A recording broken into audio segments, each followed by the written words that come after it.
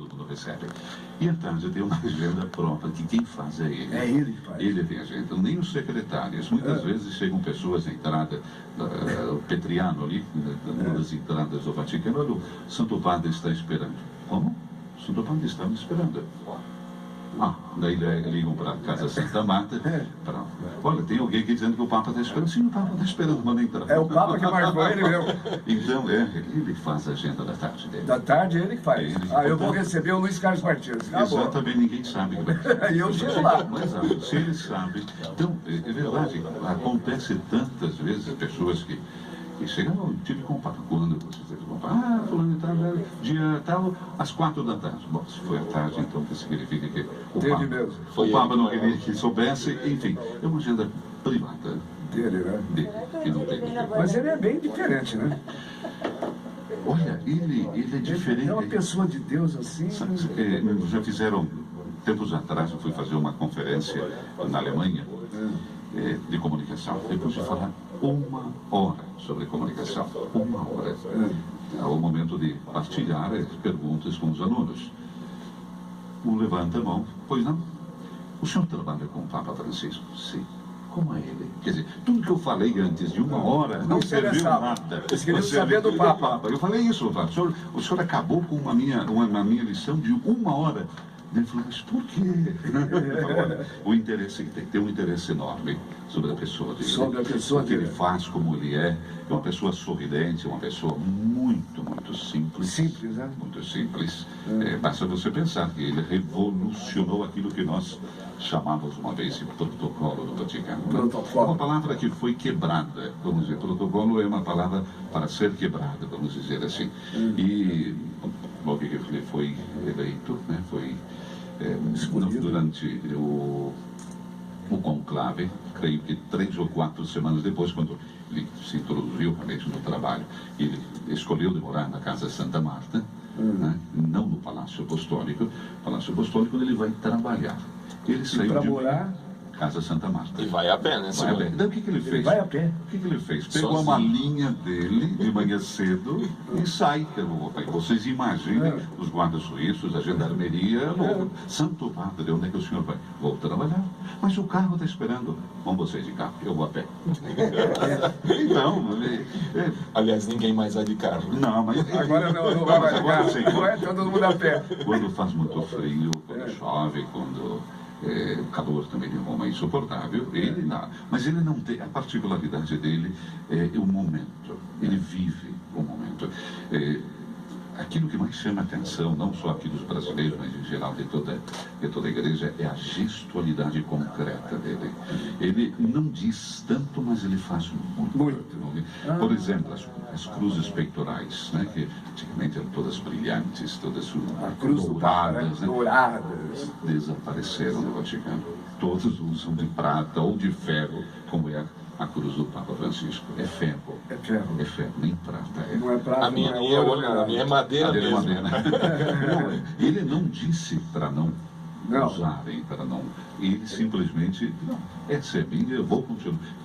Ele usa a mesma que usava em Buenos Aires. Exatamente. É da ordenação episcopal dele. Da ordenação episcopal, e ele usa até hoje. Então, ele não impõe, absolutamente, não tem um edito lá que vocês vão a partir de hoje. Absolutamente. Mas ele faz. Dá um exemplo. Ele faz. E quando ele faz, é difícil você querer. Basta pensar quando, isso é uma brincadeira não, mas aconteceu. Deram de presente para o Santo Padre um carro do estilo que ele teve um dia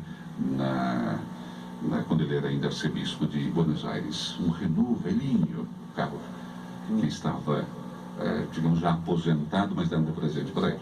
E isso lá? Isso em Buenos Aires. E em Roma, quando já estava, creio, 3 ou 4 meses já no seu pontificado, um pároco do norte da Itália soube que ele tinha um carro como aquele. E ele tinha um. E o pároco trouxe para dar de presente a ele, antes da audiência geral. Daí o Papa perguntou, mas caminha? Claro que caminha, seja, foi revisado, o senhor pode usar. Então vamos dar uma volta. Pediu para o pároco, um senhor já de idade, quer dizer, o pároco sentado para dirigir e o Papa do lado. E entrou na contramão dentro do Vaticano. E os gendarmes apitando atrás. Naturalmente não viram que era o Papa. Então não viram nem que era o Papa. Viram que era o Papa. Um carro a contramão dentro do Vaticano. Chegou o gendarme e disse, santidade, na contramão. Não tem contramão, está tudo fechado, meu filho. Não tem ninguém circulando aqui. E de contramão, pode continuar. Mas santidade, e o cinto de segurança? Isso é bom, porque não sei se ele guia. Então, ele disse que se dá até o seu filho. Não sei se ele dirige bem. Não, mas tem essas coisas dele que são muito Algumas semanas atrás foi comprar sapato fora, né? Foi comprar sapato, foi comprar óculos. Ele mesmo vai. Mas não chama a atenção de todo mundo. Esse é o problema. Não leva segurança, não leva nada. Ele bloqueia toda a cidade. Mas ele quer evitar, eu digo tranquilamente, ele quer evitar que quando ele sai, a cidade se bloqueia. O problema é que quando ele sai e alguém identifica que é ele, porque ele sai num carro comum, utilitário, absolutamente. Mas alguém identifica. Basta que um diga é o Papa que está saindo. E quando ele vai visitar aqueles moradores de rua, vai ter papo? Olha, agora o que ele fez? Nós temos o Monsenhor é um polonês, né? Kwaśniewski, se não me engano, é um nome um pouco, que foi secretário de João Paulo II, né? E ele que cuida agora de toda essa parte digamos, da ação caritativa do Santo Papa. Da ação de caridade, né? Exatamente. O Papa tem uma presença nesse meio da caridade muito forte. Basta pensar que ele, nas colunas ali na colunata do Vaticano da Praça São Pedro, ele criou um sistema de banheiros para tomar banho, que não tinha barbeiros. É meu? Sim, enfim, para cuidar dos barbones, que ele chama de barbones, né? E para cuidar deles. E depois, numa das casas dos jesuítas, ele abriu um centro para acolher as pessoas que moram na rua, né, para dormir, principalmente nesse período nós estamos vivendo inverno. Né? Inverno frio, né? E temos atrás um desses Barbone, que a gente diz, né, que o já faleceu. Ele ficou tão triste. Por quê? Como é que pode alguém morrer do lado da casa do Papa, da casa do povo de Deus? Ele realmente sente muito isso e faz de tudo, posso dizer para vocês, faz de tudo para que isso seja evitado. Mas tem muita gente, eu digo nós como Rádio Vaticano também, fomos várias vezes conversar com essas pessoas. A grande maioria não quer sair da rua. A grande maioria quer estar ali, quer estar na rua. E depois tem as histórias de pessoas que, marginalizadas. Família é um momento importante nessa decisão de ir para a rua. Ou abandonados pela família, pelos filhos, por algum problema. A maioria é abandonada pela família. Tem pessoas ou por decisão, exatamente, mas a grande maioria é abandono mesmo. Mas depois tem aquelas pessoas que decidiram realmente viver a sua vida no meio da rua. Nós temos engenheiros, temos advogados, pessoas de alta qualidade intelectual que vivem na rua por escolha. Por opção. Eu quero viver na rua. Eu quero viver abnegado de tudo. E essas pessoas vivem da doação, da caridade mesmo. Da caridade mesmo. Então, é uma opção de vida. Só que quando chega o inverno... O frio, aí... Fecharam inclusive uma igreja no final do ano e tiraram os bancos e colocaram camas... Santo Egídio ali, tiraram os bancos da igreja para eles dormirem ali dentro. Colocaram camas e aí os pobres dormiram. Depois, o metrô da noite fecha e colocam abrem a possibilidade. Depois a Caritas, né? Nós temos um movimento de ação católica muito forte na Itália. Do voluntariado é uma coisa realmente excepcional.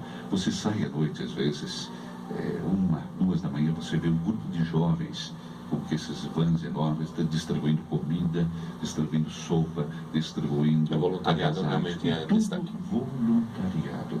E são eles que permitem com que essas pessoas possam sobreviver ao inverno. Eu não vou falar uma desinformação, mas eu creio que em Roma nós temos quase 5 mil pessoas que moram na rua. 5 mil? 5 mil pessoas. Isso são dados da Caritas.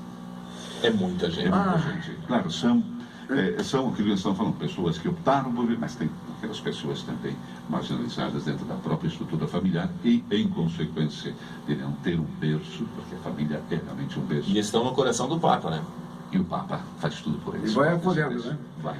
Tá aí, Silvonei José, o homem de Guarapuava para o mundo. Quantas línguas você fala? Uns 5, 6. É mesmo? Um pouquinho. A minha esposa tem a felicidade de falar também o árabe. Isso eu não. Também o árabe. Também o árabe. Tem descendência libanesa, do Líbano, a esposa do dela. Líbano. Esse eu não tenho a possibilidade ainda de entrar. Guarapuava para o mundo. Tá bom, então. Obrigado pela sua presença aqui. Eu que agradeço. Desculpa tomar um espaço. Que desculpa, o quê? Não tem que Mas pedir desculpa. é uma alegria. E eu continuo no Brasil, tá? Fique Você tranquilo, continua, em né, Curitiba. pai? É, mas me pegou, hein? Tá bom, chorar de verão. Deixa você fazer. Mas olha, nós estamos fazendo aí uma interlocução aí embaixo dos bancos para ver o que vai acontecer com o futuro desse senhor. Desse simpático padre Anísio José, como diria o padre Zezinho. O Padre Zezinho, esse simpático. É o padre Zezinho. Tá bom? Querido Padre Zezinho. Um grande Muito abraço. obrigado. Viu? Tô de Parabéns volta. pelo trabalho. Obrigado. Viu?